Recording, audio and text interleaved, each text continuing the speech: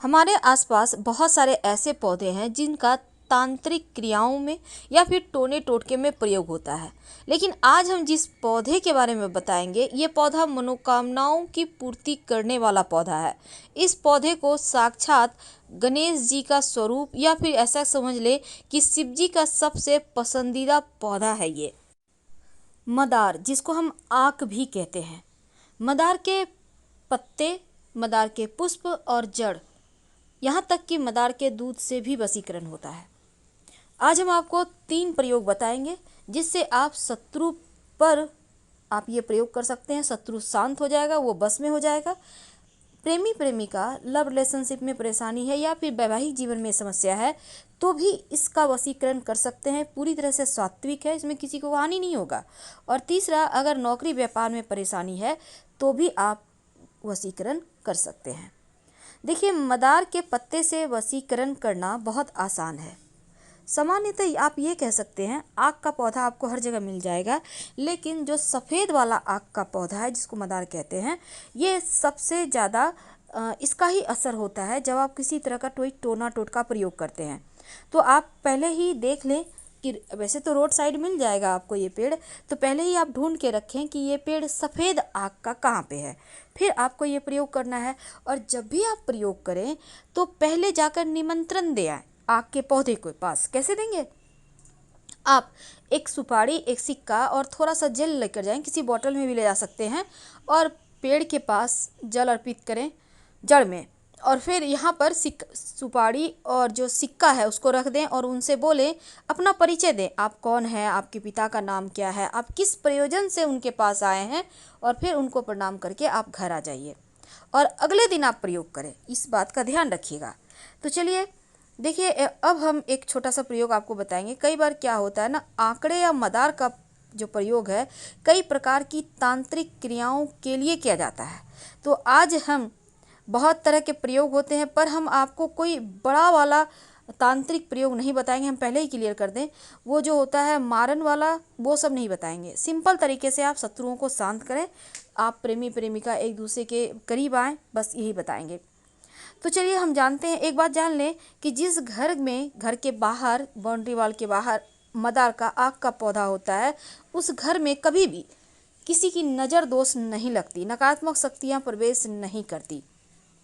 अगर आपके घर के सामने मदार का पौधा है तो आप बहुत भाग्यवान हैं। अब जरूरी नहीं कि गेट के ठीक सामने हो, आपके बाउंड्री वॉल के आसपास भी हो सकता है।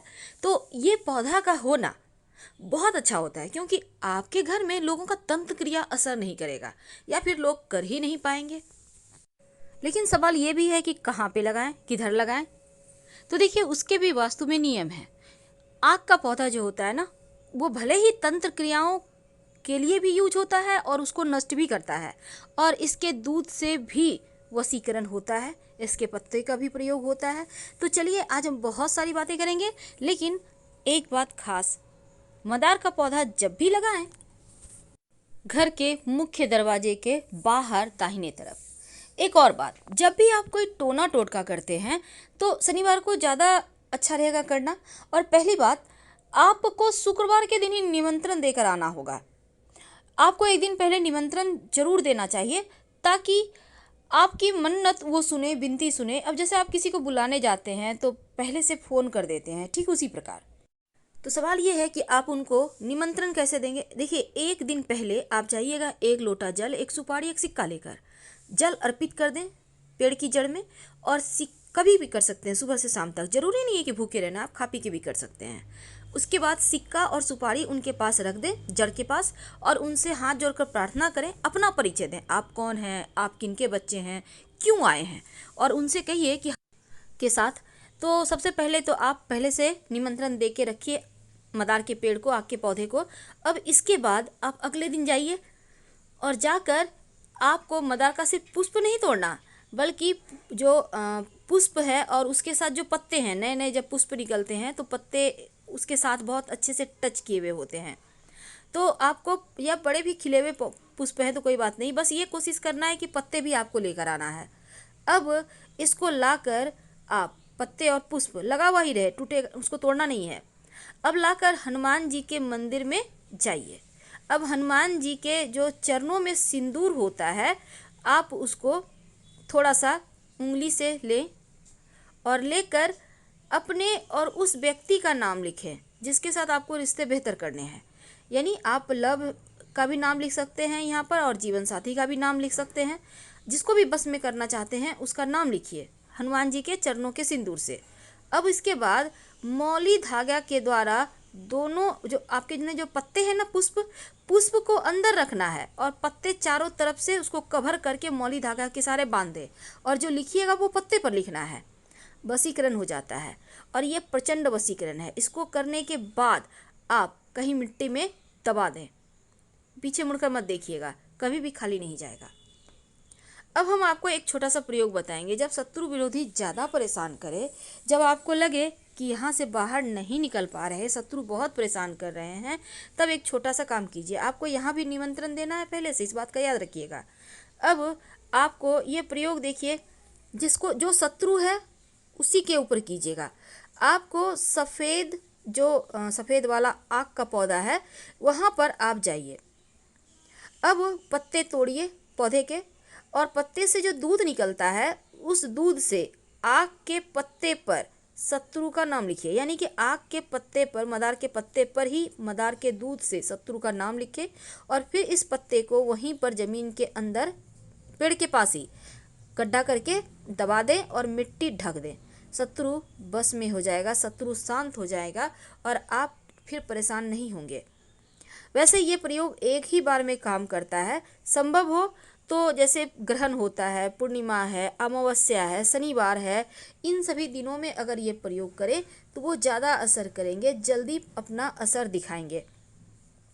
ज्योतिष के अंदर यहाँ तक माना जाता है कि अगर आप मदार की जड़ को ताबीज के अंदर रखकर, यानी सफ़ेद मदार की जड़ ताबीज के अंदर रखकर काले धागे में बांधकर गले में या बाह में धारण करें तो आप पर कोई कितना बड़ा भी तांत्रिक प्रयोग किया होगा वो समाप्त हो जाएगा। तो अगर आपको भी लगता है आपके घर के आसपास किसी ने कुछ किया है तो ये प्रयोग कर सकते हैं और 1 महीना के बाद मिट्टी में दबा दें। तो चलिए सबसे अंत में एक खास उपाय। कई बार क्या होता है, आपके ऑफिस में, आपके व्यवसाय स्थल पर लोग बहुत परेशान करते हैं, कई बार घर में भी लोग परेशान करते हैं। तो ऐसे में एक छोटा सा काम कीजिए। आक के मदार के पत्ते से भी वशीकरण होता है, लोग परेशान नहीं करेंगे। तो आपको मदार के पेड़ की जड़ किसी भी शनिवार के दिन थोड़ा सा तोड़ कर ले आइए, लेकिन पहले शुक्रवार की शाम निमंत्रण दे आइएगा और इसके साथ ही एक पत्ता भी तोड़ कर ले आइए, आक का जड़ थोड़ा सा और एक पत्ता। अब इसको मदार के जो पत्ते हैं और जड़ है इसको ले आइए। अब इनको पीस लीजिए अच्छे से और फिर किसी मदार के पत्ते को धोकर, यानी कि जो जड़ है उसको पीस लिया, अब मदार के पत्ते को धो लीजिए, उसके ऊपर जड़ को थोड़ा सा घी के साथ रखिए। अब इसका आप तिलक कर सकते हैं, जिसके भी सामने जाएंगे वो बस में हो जाएगा। आप चाहें तो मदार के पत्ते भी पीस लें, मदार का जड़, मदार का पत्ता और थोड़ा सा घी मिक्स करके। ये प्रचंड वशीकरण है। आपके नौकरी रोजगार में भी आपको समस्या नहीं आएगी, कोई भी आपके सामने टिक नहीं पाएगा और ये वशीकरण तिलक है। वैसे तो आप वशीकरण के लिए यहाँ पर आप चाहें तो लाजवंती के पौधे का जड़ भी डालकर, पीसकर डालकर आप प्रयोग कर सकते हैं, इससे भी वशीकरण होता है। तो छोटे छोटे प्रयोग हैं पर इसके असर आपको बहुत लंबे समय तक दिखेंगे।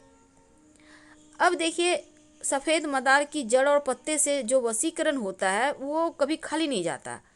तो अगर आप एक छोटा सा प्रयोग करें, जैसे कि एक सफ़ेद का मदार का एक पत्ता तोड़ कर ले आए और पत्ते को घर के बाहर कोने में दबा दें। जब भी कीजिएगा बस चुप रहना है। अब ये नहीं कि बातचीत कर रहे हैं, प्रयोग कर रहे हैं, बिल्कुल ऐसा ना करें। चुपके से करना होता है टोटका, जैसे कोई टोके नहीं, बातचीत ना करें। और शत्रु वाला आप उपाय जरूर कर लीजिए। बस आक के पौधे के दूध से ही लिखना है आक के पत्ते पर और आक के पेड़ के नीचे ही मिट्टी में दबा देना है। और जितने शत्रु उतने पत्ते पर लिखिएगा, एक ही पत्ते पर सारे शत्रु का नाम मत लिखिएगा।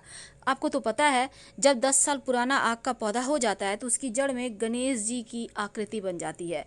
और ऐसा कहीं आपको मिल जाए तो जरूर घर ले आइए और विधिवत पूजा आराधना करें। आपके जीवन में धन की कमी कभी नहीं होगी।